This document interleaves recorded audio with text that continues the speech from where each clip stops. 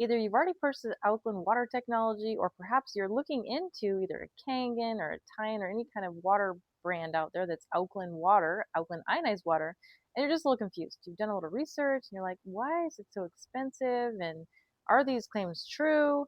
And today in this video, I just want to break down the differences between alkaline ionized water, the internal mechanism, and hydrogen water. You see, there was studies, 10 years of research that were published a couple of years ago talking about the only reason to drink alkaline ionized water or electrolytes reduced water or Kangen water or Tyent water or Alkaviva water or anything that's alkaline ionized water, the only reason to drink it is this very powerful gas inside it creates called molecular hydrogen gas. And so these companies have been out quite a long time, and the downfall is that the technology is very old. And so I want to take you through here and show you the internal plates. So what you're going to find in an alkaline ionized water technology is that we have these electrodes. So this is what makes the hydrogen. You have anode and cathode, and there's typically 3 to 12 plates.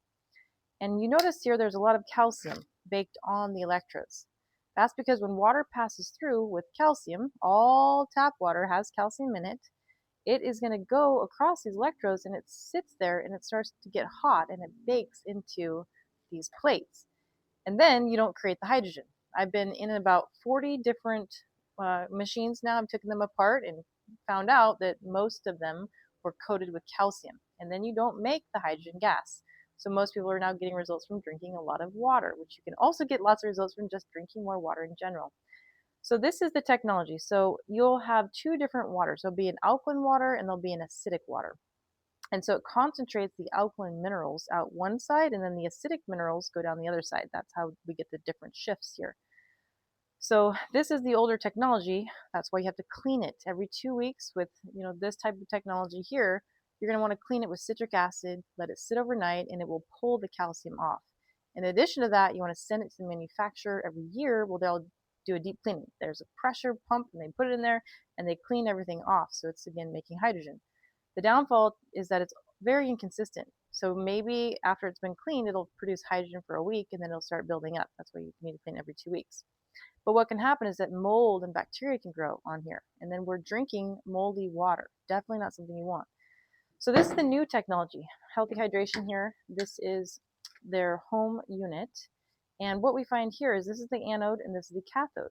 This is a membrane. It's a white membrane, and its job is to go in between these plates, and it separates the minerals and keeps them from sticking on the electrodes. So there's no requirement to deep clean the machine. There's no requirement to put citric acid in the unit. So every couple of days, the button, you'll just push it there and it'll clean it. It'll come on and it's going to clean it for about 1 minute. And that way you don't have to do all the maintenance with it. And then you find this has been used for a couple of years, this machine here. And as you can see, it's clean as a whistle. There's nothing on the electrodes. And then you're going to get a higher production of hydrogen because it's designed to make hydrogen now that we know that. There's also quite a lot of downfalls with drinking alkaline water. In fact, there'll be a link here somewhere, I'll go ahead and post it, and you can go review these. And it'll talk about having anything over an 8.8 pH from the World Health Organization says very dangerous because it can dilute your stomach acid, and then bacteria doesn't get killed because your stomach acid is there on purpose. It kills any bacteria. And so if you don't have that acid, you dilute it, and then we have bacteria going in our colon, and we do not want that because then other pests, yeast, bacteria, funguses can start to grow in your colon, which leads to diseases of all types. It's really not something that we want to stand behind. So this is the technology difference. Just wanted to let you know, and then also send you over to Healthy Hydration where you can check out their products. If you've got questions over there, just send them an email or give them a call.